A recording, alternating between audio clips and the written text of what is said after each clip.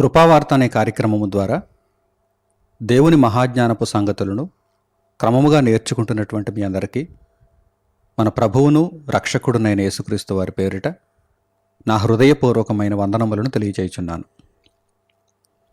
ప్రియులారా, ఈరోజు ఒక ఆలోచనాత్మకమైనటువంటి అంశమును మనము నేర్చుకుందాం. పరిశుద్ధ గ్రంథంలో సామెతలు గ్రంథమునకు ఒక ప్రత్యేకత ఉంది. ఏమిటా ప్రత్యేకత అనగానే, సర్వజనులు కూడా జ్ఞానమును నేర్చుకోవాలి అనుకుంటే మొట్టమొదట ప్రారంభపు దశలో, ప్రాథమికమైనటువంటి స్థాయిలో సామెతలు గ్రంథము ద్వారా జ్ఞానమును నేర్చుకోవచ్చు. మనిషి ఈ శరీరపు బ్రతుకులో ఏ విధముగా దేవుని చిత్తమును నెరవేర్చుచూ బ్రతకాలి అనేటువంటి విషయాన్ని సామెతలు గ్రంథము ద్వారా దేవుడు మనకు తెలియజేస్తున్నాడు. ప్రతి దేశంలో ఉన్నటువంటి ప్రతి మనిషి కూడా, ప్రపంచవ్యాప్తంగా ఉన్నటువంటి మనుషులందరూ కూడా సామెతలు గ్రంథములో పొందుపరచబడినటువంటి సంగతులను ప్రాథమిక సంగతులుగా నేర్చుకోవాలి. ఆ తరువాత పరిశుద్ధ గ్రంథంలో వ్రాయబడినటువంటి మిగిలిన అనేకమైనటువంటి పరిపూర్ణమైన సంగతుల వరకు మనిషి వెళ్ళాలి. సామెతలు గ్రంథములో మనకు ప్రాథమికమైనటువంటి స్థాయికి సంబంధించిన జ్ఞానపు మాటలు కనిపిస్తాయి. పరిపూర్ణ దశలో మనము జ్ఞానమును నేర్చుకోవాలి అంటే పరిశుద్ధ గ్రంథాన్ని ఆద్యంతం చదవాలి. ఆదికాండం మొదలుకొని ప్రకటన గ్రంథం వరకు మనము నేర్చుకోవాలి. అయితే ప్రాథమిక స్థాయిలో మనుషులకు సులువుగా అర్థమయ్యేటువంటి రీతిలో సామెతల గ్రంథం మనకు కనిపిస్తుంది. ఒక విద్యార్థి 10వ తరగతి చదవాలంటే ముందు 1వ తరగతి చదవాలి, ఆ తర్వాత 2వ తరగతి, ఆ తర్వాత 3వ తరగతి, అలా ఒక్కొక్కటిగా ఆ మెట్లు ఎక్కుతూ 10వ తరగతి వరకు వెళ్ళాలి. అలాగే పరిశుద్ధ గ్రంథంలో కూడా ప్రాథమిక స్థాయిలో నేర్చుకోదగినటువంటి సంగతులు ఉన్నాయి. ఆ సంగతులను నేర్చుకున్న పిదప ఆ క్రమంలో పరిపూర్ణ స్థాయి వరకు వెళ్ళేటువంటి పరిస్థితి మనకు కనిపిస్తుంది. ఇదంతా కూడా దేవుని ఎడల భయభక్తులు కలిగి ఉంటేనే సాధ్యమవుతుంది. సామెతలు గ్రంథమైన ఆదికాండం మొదలుకొని ప్రకటన గ్రంథం వరకు మిగిలినటువంటి ఏ గ్రంథమైనా, ఏ పుస్తకమైనా, అందులో వ్రాయబడినటువంటి మాటలు మనుషులకు అర్థం కావాలంటే దేవుడు ఆ మనిషి యొక్క హృదయాన్ని తెరవాలి. అర్థం చేసుకునేటువంటి మనస్సును దేవుడు ఇవ్వాలి. అలా ఇవ్వాలి అంటే ముందుగా మనిషి దేవుని పట్ల భయభక్తులను కలిగి ఉండాలి. ఈ విధముగా దేవుని పట్ల భయభక్తులను కలిగి ఉంటూ దేవుని జ్ఞానమును అపేక్షిస్తూ దేవుని చిత్తమును నెరవేర్చగోరి ఇదిగో పరిశుద్ధ గ్రంథము దగ్గరకు మనము రాగలిగితే దేవుడు చక్కగా మనకు తన జ్ఞానపు సంగతులను దయచేస్తున్నాడు. ఎదురాడుటకు వీలు లేని వాక్కును ఆయన అనుగ్రహిస్తున్నాడు. ప్రాథమిక స్థాయిలో మనము నేర్చుకోదగినటువంటి సామెతలు గ్రంథమును మనము ఆలోచించినప్పుడు, సామెతలు గ్రంథము మొత్తంగా సొలొమోను గారైతే రాయలేదు.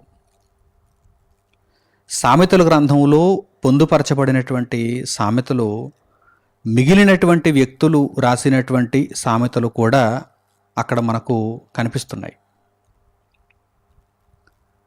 ఎక్కువ భాగాన్ని జ్ఞాని అయినటువంటి సొలొమోను గారు వ్రాయటం వలన చాలామంది సొలొమోను వ్రాసినటువంటి సామెతలు గ్రంథము అని చెబుతూ ఉంటారు. అయితే సింహభాగాన్ని సొలొమోను గారు వ్రాసినప్పటికీ సామెతలు గ్రంథములో కొన్ని మాటలను, అనగా కొన్ని సామెతలను మిగిలినటువంటి దైవజనులు కూడా వ్రాశారు. అటువంటి వారిలో ఆగూరు అనేటువంటి వ్యక్తి ప్రధానుడు. ఆగూరు అనేటువంటి వ్యక్తి మనకు కనిపిస్తున్నాడు. ఈ పాఠ్యాంశంలో ఆగూరు పలికినటువంటి మాటలను ఉపోద్ఘాతముగా మనం నేర్చుకుందాం. ఆగూరు పలికినటువంటి మాటలు. ఇంతకీ ఎవరు ఈ ఆగూరు? ఆగూరు పలికినటువంటి మాటలను దేవుడు పరిశుద్ధ గ్రంథంలో పొందుపరిచాడు. ఆగూరు పరిశుద్ధాత్మ ప్రేరణ చేత పలికాడు. ఆ మాటలను దేవుడు పరిశుద్ధ గ్రంథంలో పొందుపరిచాడు. సామెతల గ్రంథములో సొలొమోను గారు కావచ్చు, ఆగూరు గారు కావచ్చు, లెమూయేలు కావచ్చు, వీరు పలికినటువంటి సామెతలను కంపైల్ చేయడం జరిగింది. కంపైల్ అంటే సంకలనం, సేకరణ. వాటన్నింటినీ కలిపి సామెతల గ్రంథముగా కూర్చడం జరిగింది. అలాగే కీర్తనల గ్రంథానికి మనం వెళ్ళినప్పుడు దావీదు కీర్తనలు ఉంటాయి, సొలొమోను కీర్తనలు ఉంటాయి, మోషే వ్రాసిన కీర్తన, ఆసాపు కుమారుల యొక్క కీర్తన, కోరహు కుమారుల కీర్తన. ఇలా మనకు పరిశుద్ధాత్మ ప్రేరణ చేత నీతిమంతులు వ్రాసినటువంటి కీర్తనలు, వారు కీర్తించినటువంటి విధానము మనకు అక్కడ కనిపిస్తుంది. వాటన్నింటిని కూడా సంకలనం చేశారు, కీర్తనల గ్రంథముగా మనకు కనిపిస్తుంది. సింహభాగాన్ని దావీదు రాయటం చేత, దావీదు పలకటం చేత దావీదు కీర్తనలు అని అంటూ ఉంటారు. సామెతల గ్రంథములో కూడా కేవలము సొలొమోను గారు పలికినటువంటి సామెతలే కాకుండా ఆగూరు పలికినటువంటి సామెతలు కూడా ఉన్నాయి. ఎక్కడ ఉన్నాయి అనగానే సామెతల గ్రంథము 30వ అధ్యాయాన్ని పూర్తిగా మనము చూచినప్పుడు ఆ అధ్యాయంలో ఉన్నటువంటి సామెతలన్నీ కూడా ఆగూరు పలికినటువంటి మాటలే, ఆగూరు పలికిన మాటలే. ఇంతకీ ఎవరు ఈ ఆగూరు? ఆగూరు పలికినటువంటి సామెతలు ఏ విధముగా ఉన్నాయి? ఆ సామెతల ద్వారా మనము నేర్చుకోదగినటువంటి ప్రాథమికమైనటువంటి సంగతులు ఏమిటి? ప్రాథమికమైనటువంటి స్థాయిలో దేవుడు నేర్పించే జ్ఞానం ఏమిటి అనే విషయాన్ని ఒక్కొక్కటిగా మనము నేర్చుకుందాం. సామెతల గ్రంథము 30వ అధ్యాయంలో మొత్తంగా 33 వాక్యాలు ఉన్నాయి. సామెతల గ్రంథము 30వ అధ్యాయంలో మొత్తంగా 33 వాక్యాలు ఉన్నాయి. ఈ 33 వాక్యాలలో మొదటి మాటలను మనం చూస్తున్నప్పుడు ఆగూరు ఈ సామెతలను పొందుపరిచినట్టుగా మనకు కనిపిస్తుంది. చూద్దాం. ప్రారంభపు వాక్యం నుండి వ్రాయబడిన సంగతులను ఇప్పుడు మనము ఆలోచన చేద్దాం. సామెతల గ్రంథము 30వ అధ్యాయము ముందుగా మొదటి వాక్యాన్ని చూడండి. సామెతల గ్రంథము 30వ అధ్యాయము మొదటి వాక్యం. దేవోక్తి అనగా యాకే కుమారుడైన ఆగూరు పలికిన మాటలు. ఆగూరు పలికిన మాటలు ఇవన్నీ కూడా పరిశుద్ధాత్మ ప్రేరితుడై అతడు పలికిన మాటలు. ఇవి దేవోక్తులు, దేవుని మాటలు. దేవోక్తి అనగా యాకే కుమారుడైన ఆగూరు పలికిన మాటలు. ఇంతకీ ఎవరు యాగూరు? యాకే కుమారుడు అని మాత్రమే పరిశుద్ధ గ్రంథంలో పొందుపరచబడింది.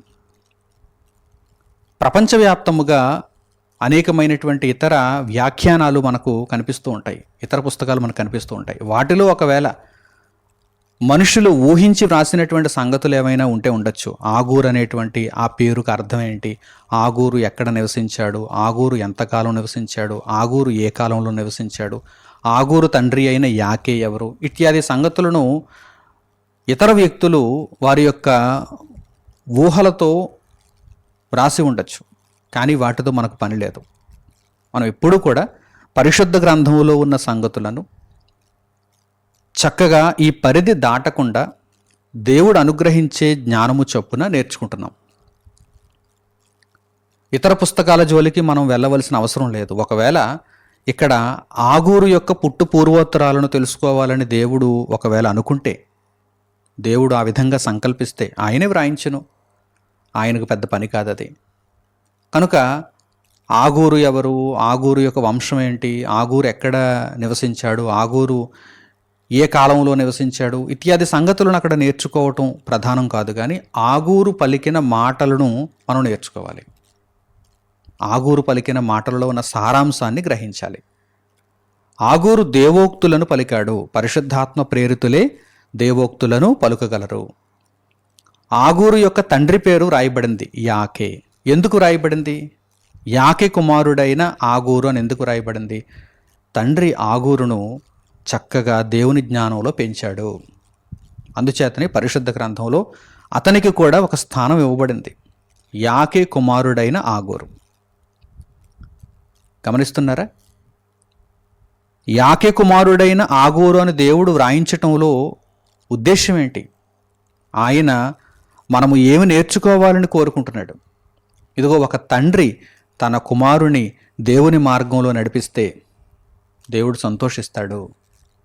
అలా నడిపించిన తండ్రిని కూడా దేవుడు జ్ఞాపకం చేసుకుంటాడు. ఈ విషయాన్ని మనకు దేవుడు నేర్పిస్తున్నాడు. అలాగే ఆయా పర్యాయములలో మనకు తల్లుల పేర్లు కూడా వ్రాయబడి ఉంటాయి. మంచి తల్లులు అంటే దేవుని జ్ఞానంలో, దేవుని మార్గంలో పెంచినటువంటి తల్లులు అన్నమాట. అటువంటి తల్లులను గూర్చి పరిశుద్ధ గ్రంథంలో వారి పేర్లు ప్రస్తావించబడ్డాయి. అంటే నిజంగా వారిని చూచి దేవుడు సంతోషిస్తున్నాడు. ఫలానా తల్లి, ఫలానా తండ్రి తమకు పుట్టినటువంటి పిల్లలను దేవుని మార్గంలో పెంచుతున్నారు, దానిని బట్టి నేను సంతోషిస్తున్నానని దేవుడు వ్రాయించడం. కనుక యాకె కుమారుడైన ఆగూరు పలికిన మాటలు అంతవరకే దేవుడు అక్కడ పొందుపరిచాడు. అయితే ఈ వాక్య భాగంలో ఇంకా మరికొంతమంది వ్యక్తుల పేర్లు మనకు కనిపిస్తున్నాయి. చూడండి, ఆ మనుష్యుడు అంటే ఆగూరు అన్నమాట. ఆ మనుష్యుడు ఈతీయేలునకును ఒక్కాలునకును చెప్పిన మాట. ఆగూరు ఈ సామెతలను ఎవరితో చెప్పాడు? ఈతీయేలుతో చెప్పాడు. మొట్టమొదట ఈతీయేలుతో చెప్పాడు. అలాగే ఈతీయేలుతో పాటుగా ఒక్కాలు కూడా ఉన్నాడు, ఒక్కాలుతో కూడా చెప్పాడు. మీకు అర్థమవుతుందా? యాకె కుమారుడైన ఆగూరు ఈతీయేలుతో సామెతలను పలుకుతున్నాడు. ఈతీయేలుతో పాటుగా ఇంకెవరున్నారు? ఒక్కాలు కూడా ఉన్నాడు.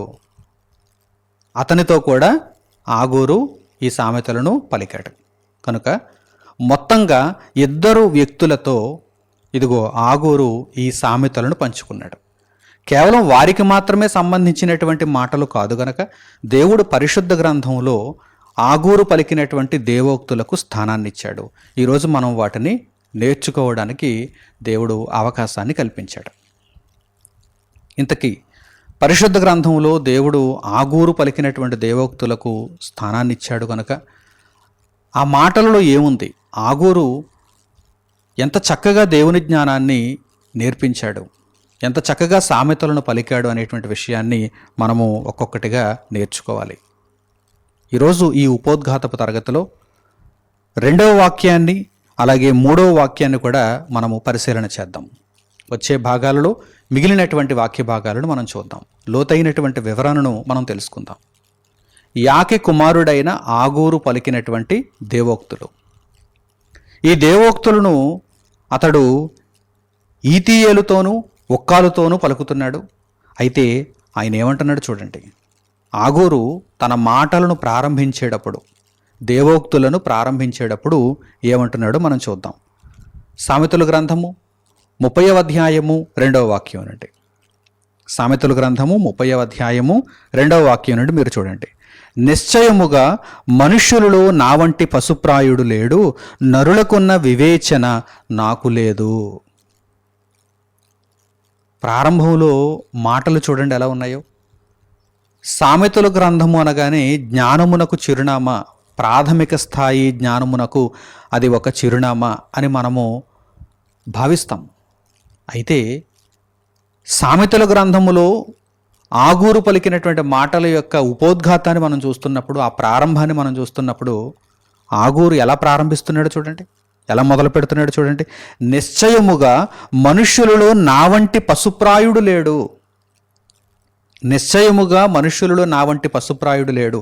మహాజ్ఞానాన్ని దేవోక్తిగా అతడు మాట్లాడ సిద్ధమవుతున్నప్పుడు ప్రారంభంలో అతడు పలుకుతున్నటువంటి మాటలేంటి ఎలా ఉన్నాయి? ఈరోజు మనుషులలో మనం ఎవరిని చూసినా కానీ వారి దగ్గర ఏమాత్రము విషయం లేకపోయినా వారు ప్రారంభంలో తమ్మును తామే హెచ్చించుకుంటూ ఉంటారు, తమ్మును తామే గొప్ప చేసుకుంటూ ఉంటారు. ఇదిగో మా తాత పేరు ఫలానా, మా తండ్రి పేరు ఫలానా, మా ఇంటి పేరు ఫలానా, ఇదిగో నాకు ఇంత చరిత్ర ఉంది, ఇదిగో నాకు ఇంత అధికారం ఉంది, నాకింత బందీ బలగం ఉంది, నాకింత ఆస్తి ఉంది, నాకింత బలం ఉంది, నాకింత తెలివి ఉంది అని ముందుగా ఇవన్నీ చెప్పుకుంటారు. చూడండి, పూర్వకాలంలో రాజులు వస్తున్నారనుకోండి, వారికి ముందుగా బోర్లు ఊదేవారు. రాజాదిరాజా, రాజమార్తాండ, జయహో జయహో అంటూ ఆ రాజులకు ముందుగా సైనికులు బోర్లు ఊదేవారు, ఇలాంటి ప్రకటనలు చేసేవారు. అట్టి రీతిగా ఈరోజు విషయం లేనప్పటికీ వారిని వారే హెచ్చించుకునేటువంటి మనుషులు మనకు పుష్కలంగా కనిపిస్తారు. కానీ ఎప్పుడైతే విషయాన్ని మాట్లాడుతున్నాడో ఆ మనిషి ముందుగా తన్ను తాను తగ్గించుకుంటాడన్న విషయాన్ని ఇక్కడ మీరు గ్రహించాలి. ఏ మనిషి అయితే చక్కగా దేవుని జ్ఞానాన్ని పలుకుతున్నాడో, ఏ మనిషి అయితే సర్వజనములను దేవుని మార్గంలో నడిపించటానికి నోరు తెరుస్తున్నాడో, ఆ మనిషి ముందుగా తన్ను తాను తగ్గించుకుంటాడు. పరిశుద్ధ గ్రంథంలో నీతిమంతులను ఎవరినైనా మీరు చూడండి, అంతెందుకండి యేసుక్రీస్తు ప్రభువును చూడండి. యేసుక్రీస్తు ప్రభువును చూడండి. ఆయన దేవునితో సమానముగా ఉండుట విడిచిపెట్టకూడని భాగ్యమని ఎంచుకొనలేదు, కానీ దాసుని స్వరూపము ధరించుకున్నాడు, తన్ను తానే రిక్తునిగా చేసుకున్నాడు. మహాజ్ఞానానికి ఆయన మూలము. యేసుక్రీస్తు ప్రభువు మహాజ్ఞానానికి మూలము. ఆయనే దేవుని వాక్యము, ఆయనే దేవుని దగ్గరున్న సర్వస్వము. అలాంటి యేసుక్రీస్తు ప్రభువు దాసుని స్వరూపము ధరించుకొని, మనుషుల పోలికగా పుట్టి దాసుని స్వరూపము ధరించుకొని తన్ను తానే రిక్తునిగా చేసుకొనెను. కనుక ఈ సంగతిని మీరు ఎప్పుడు కూడా మర్చిపోవద్దు. మిమ్మును మీరు హెచ్చించుకుంటే తరువాత మీరు తగ్గించబడతారు, మిమ్మును మీరు తగ్గించుకుంటే తరువాత మీరు హెచ్చింపబడతారు. ఇది ప్రభువైన యేసుక్రీస్తు పలికిన మాట. ఆగూరు దేవోక్తులను పలుకుతున్నాడు. దేవోక్తులను పలికే ముందు ఎంతగా తన్ను తాను తగ్గించుకుంటున్నాడు చూడండి, ఎంతగా తన్ను తాను తగ్గించుకుంటున్నాడు చూడండి. నిశ్చయముగా మనుషులలో నా వంటి పశుప్రాయుడు లేడు. మనుషులలోనే నిశ్చయముగా నా వంటి పశుప్రాయుడు లేడు. నరులకున్న వివేచన నాకు లేదు. నరులు చాలా వివేకము కలిగి ఉంటారేమో, నాకైతే అంత వివేచన లేదు అంటున్నాడు.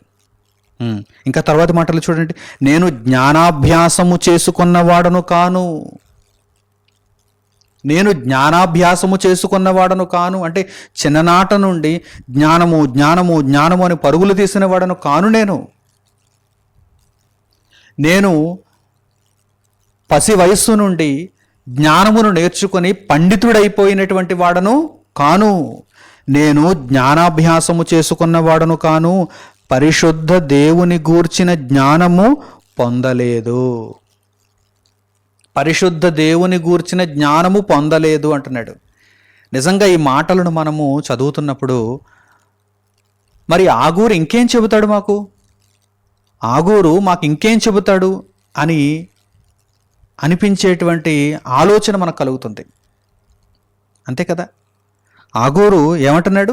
నిశ్చయముగా మనుష్యులలో నా వంటి పశుప్రాయుడు లేడు, నరులకున్న వివేచన నాకు లేదు, నేను జ్ఞానాభ్యాసము చేసుకున్నవాడను కాను, పరిశుద్ధ దేవుని గూర్చిన జ్ఞానము పొందలేదు అంటున్నాడు.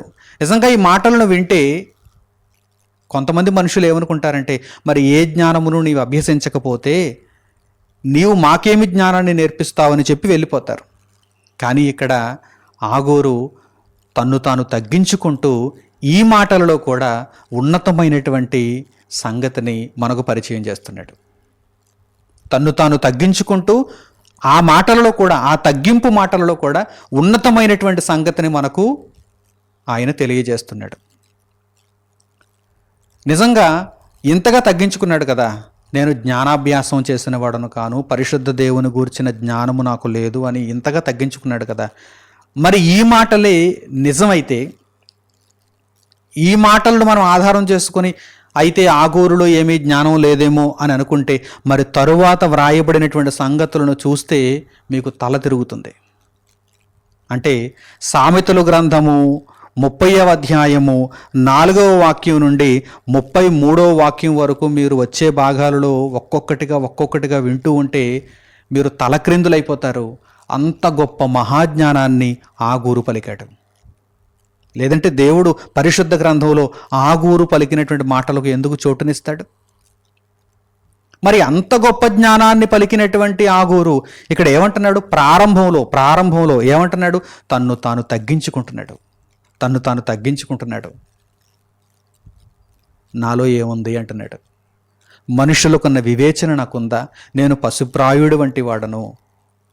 నేను చిన్నప్పటి నుండి అభ్యాసము ఒక బలపం చేతపట్టి పలక మీద దుద్దుతూ జ్ఞానాభ్యాసము చేసిన వాడను కాను, పరిశుద్ధ దేవుని గూర్చిన జ్ఞానమును నేను పొందలేదు అంటున్నాడు. ఇంతగా ఆగూరు తన్ను తాను తగ్గించుకున్నాడు కనుకనే దేవుడు ఆగూరు నోట మహాజ్ఞానాన్ని పలికించాడు. దేవుని ఉద్దేశాలు ఎప్పుడు ఎలా ఉంటాయి తెలుసా?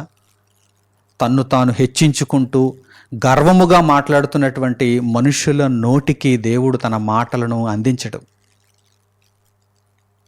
బాగా అర్థం చేసుకోండి, ఈ విషయం చాలా ముఖ్యమైనది. దేవుని యొక్క మనస్సు ఏంటంటే, ఎప్పుడు కూడా ఏ కాలమందైనా సరే దేవుని యొక్క మనస్సు ఏంటంటే, తన్ను తాను హెచ్చించుకుంటూ గర్వముగా మాట్లాడుతున్నటువంటి మనుష్యుల దగ్గరకు తన వాక్కును పంపించాలని దేవుడు అనుకోవడం. మరి ఎవరికి ఇవ్వాలనుకుంటాడు? ఎవరి దగ్గరకు తన మాటలు వెళ్ళాలనుకుంటాడు? తన్ను తాను తగ్గించుకుంటున్నటువంటి మనిషి చెంతకు. అంటే మనిషి దేవుని దగ్గర ఒక రిక్తునిగా కనిపించాలి, ఒక దీనుడిగా కనిపించాలి. అప్పుడు దేవుడు చెవియొగ్గి అతని మొర వింటాడు, అతనికి దేవుని జ్ఞానాన్ని అనుగ్రహిస్తాడు. చాలామంది చెప్పుకుంటారు, నేను చిన్నప్పటి నుండి చాలా గ్రంథాలు చదివేశాను, నేను చాలా విశేషమైనటువంటి జ్ఞానాన్ని పొందాను అని చెప్పుకుంటూ ఉంటారు. తీరా వారిని మాట్లాడమంటే వారన్నీ అబద్ధాలే మాట్లాడతారు, వారన్నీ తప్పుడు బోధలనే చేస్తారు.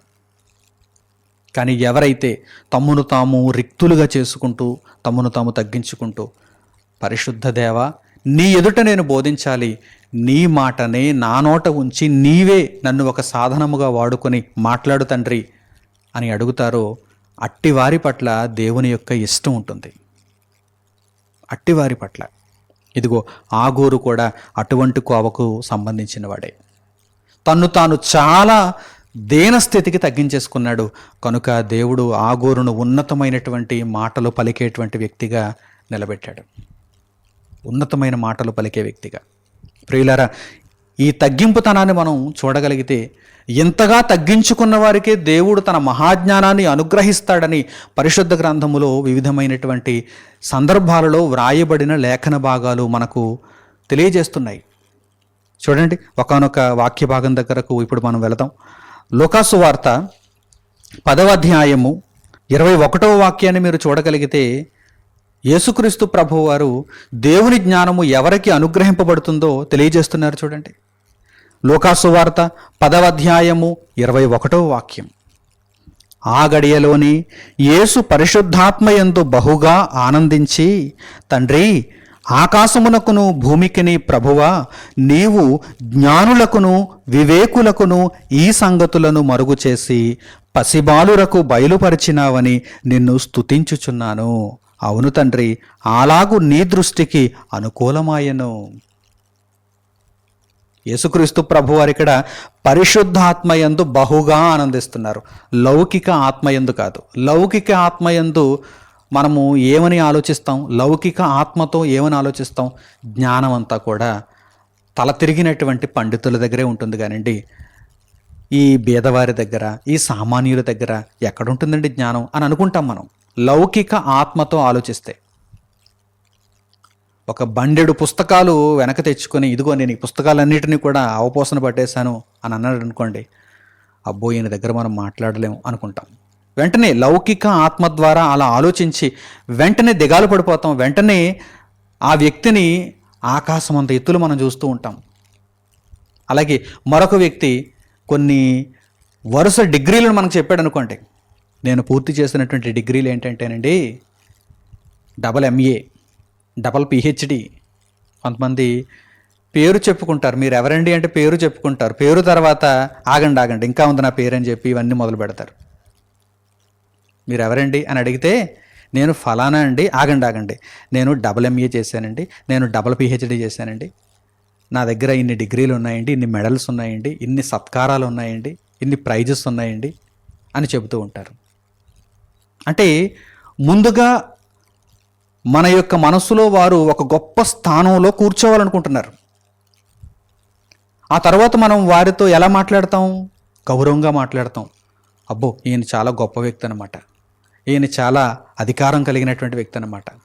అంటే మన మనసులో ముందుగానే ఒక స్థానం అతడు సంపాదించేసుకున్నాడు. ఆ తర్వాత అతడు ఏం మాట్లాడినా ఆ మబ్బు ఉందో చూసారా, ఆ మసక ఉందో చూసారా, ఆ మాయ ఉందో చూసారా, అతడు ఏం మాట్లాడినా అది నిజమే అనిపిస్తుంది. ఇది లౌకిక ఆత్మ. కానీ పరిశుద్ధాత్మ ఎప్పుడూ కూడా పై రూపాన్ని బట్టి కానీ నీవు తెచ్చుకున్నటువంటి డిగ్రీలను బట్టి కానీ నీకు విలువనివ్వరు. నీ దగ్గర దేవుడు ఎంతవరకు ఉన్నాడు?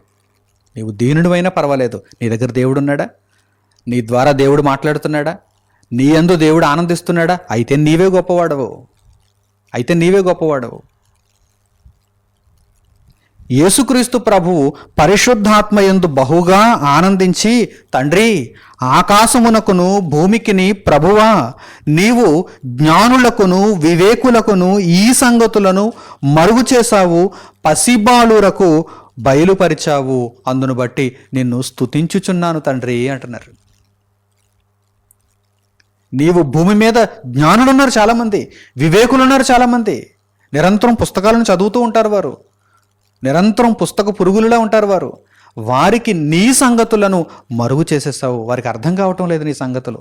ఏమంటే నిజంగా చెప్పండి, పరిశుద్ధ గ్రంథాన్ని వివరించటానికి సామర్థ్యం ఈరోజు ఎవరికి ఉందో చెప్పండి?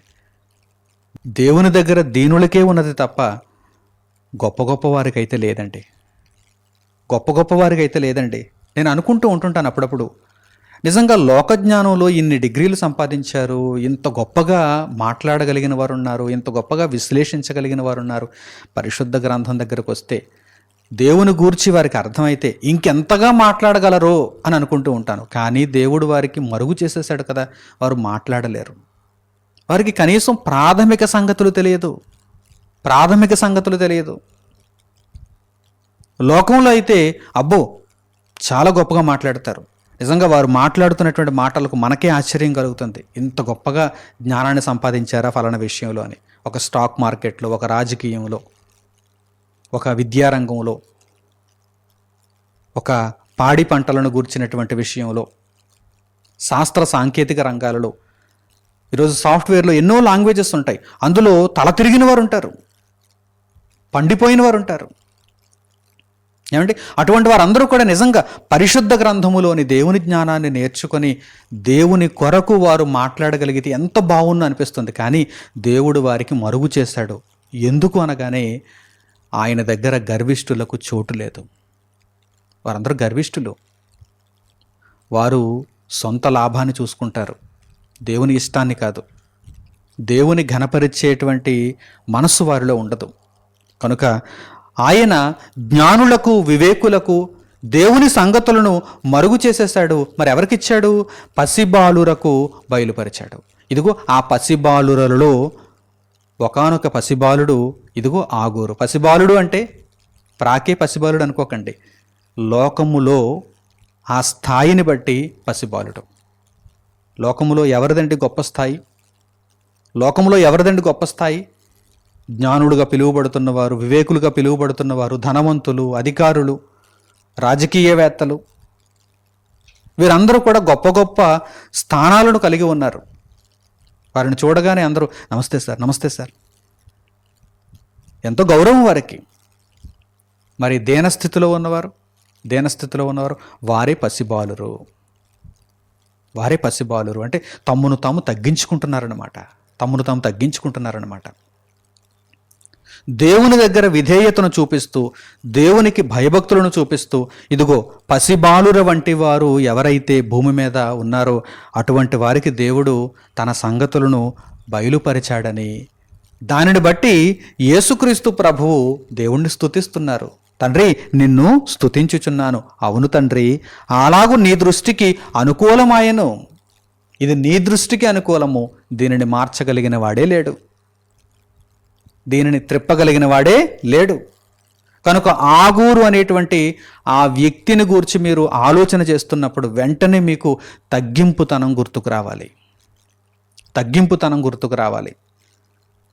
మహాజ్ఞానపు సామెతలను పలుకగలిగినటువంటి ఆగూరు ప్రారంభంలో ఎంతగా తగ్గించుకున్నాడంటే, ఆ ప్రారంభపు మాటలను మనం చూస్తే, ఇదిగో నేను జ్ఞానాభ్యాసం అయితే చేసిన వాడను కాను, పరిశుద్ధ దేవుని గూర్చిన జ్ఞానమునైతే నేను పొందలేదు అని తన్ను తాను తగ్గించుకుంటున్నాడు. పరిశుద్ధ గ్రంథంలో పౌలు గారు కొరింథీయులకు పత్రికను రాస్తూ కూడా ఇదే విషయాన్ని ఆయన చర్చించారు, ఆయన మాట్లాడారు.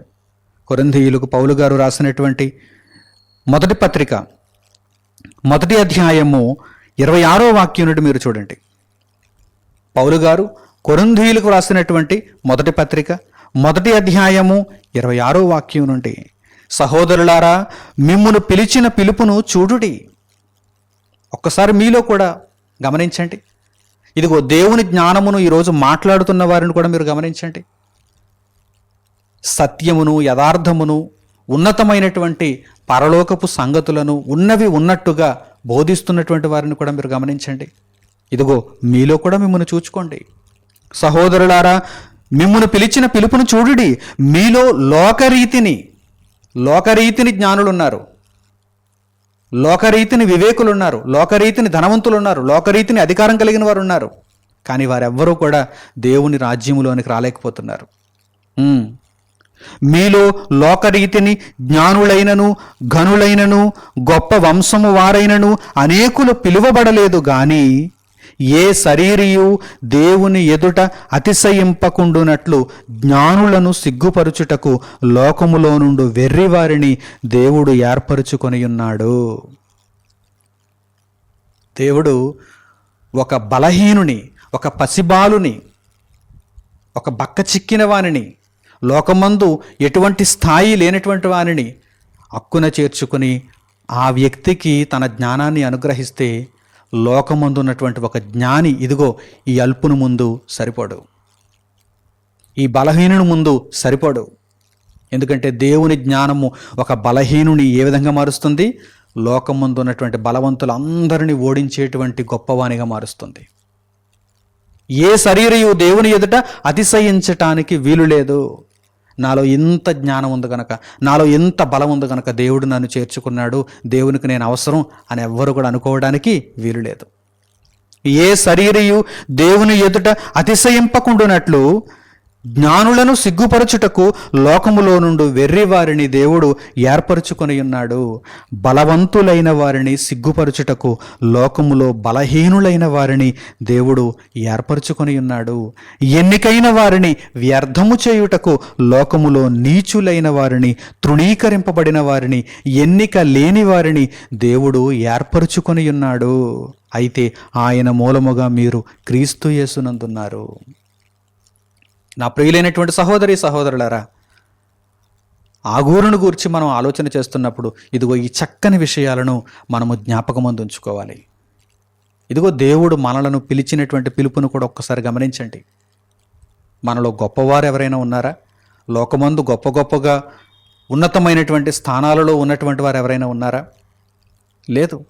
బలహీనులము, దీనులము, అల్పులము, లోకము దృష్టికి నీచులము, లోకము దృష్టికి వెర్రివారము. కానీ లోకములో ఉన్నటువంటి అందరినీ కూడా ఓడించగలిగినటువంటి మహాజ్ఞానమునకు మనము ఇప్పుడు వారసులం అయిపోతున్నాం.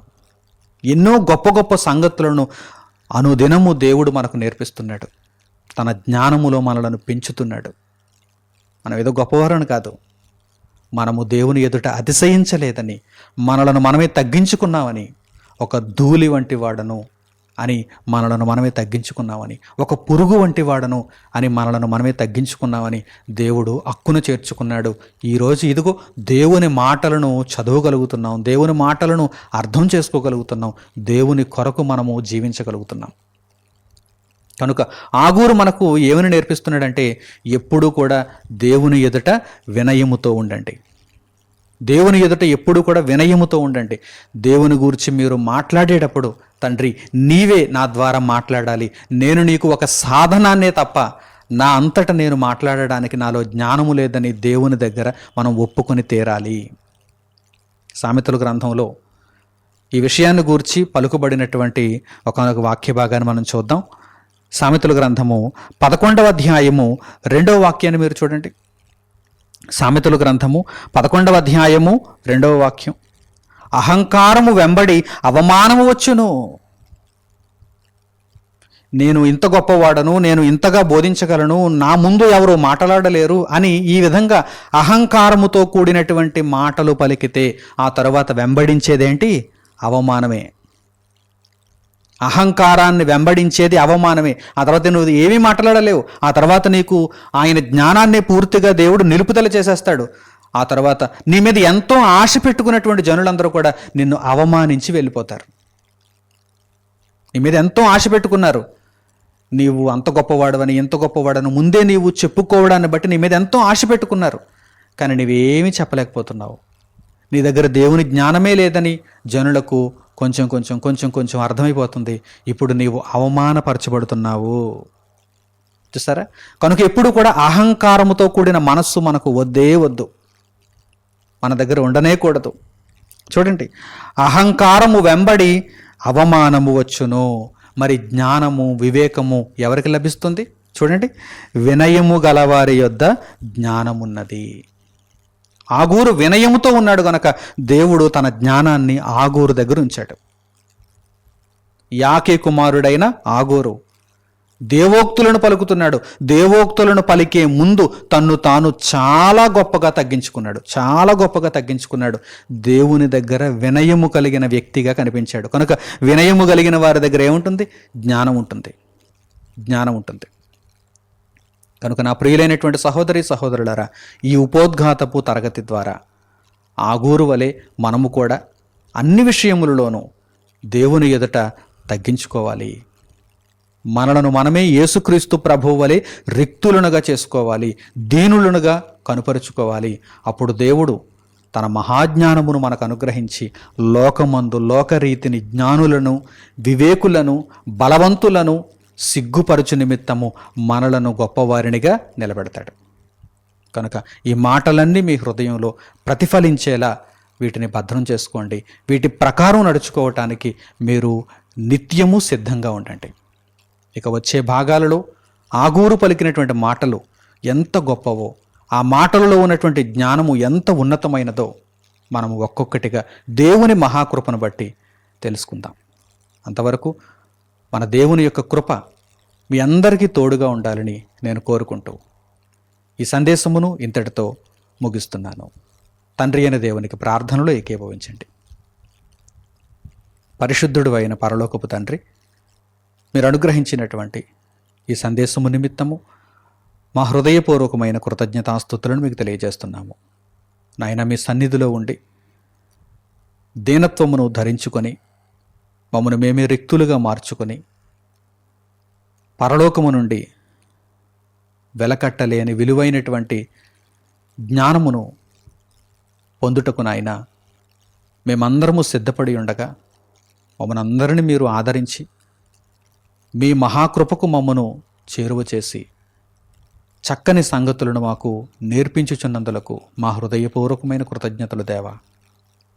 ఇదిగో తండ్రి, యాకే కుమారుడైన ఆగూరు పలికినటువంటి మాటలను మాకు మీరు నేర్పించను ఉద్దేశించారు.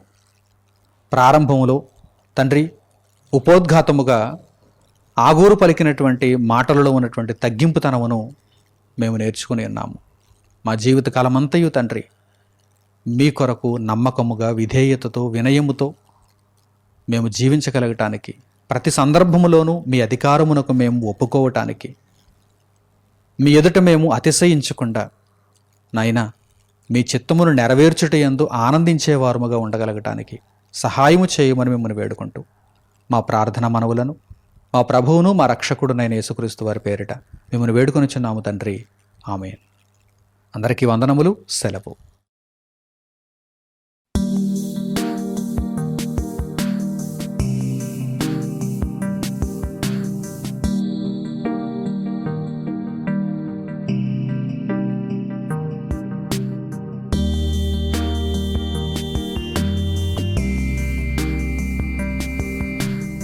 సహోదరులు మణికుమార్ గారు ప్రసంగించిన ఎన్నో ఆత్మ సంబంధమైన సంగతులను ఉచితంగా వీక్షించుటకు మా యూట్యూబ్ ఛానల్స్ను తప్పక దర్శించండి. మా సమాచారమును ఎప్పటికప్పుడు తెలుసుకొని ఆత్మీయ అభివృద్ధి నొందవలనంటే మా యూట్యూబ్ ఛానల్స్ను సబ్స్క్రైబ్ చేసుకోండి. సత్వర నోటిఫికేషన్ కొరకు సబ్స్క్రైబ్ బటన్ ప్రక్కన ఉన్న బెల్ సింబల్ను క్లిక్ చేయండి. మరిన్ని వివరాలకు మీరు సంప్రదించవలసిన మా ఫోన్ నంబర్స్ 8978414178 మరియు 8333927666. ధన్యవాదములు.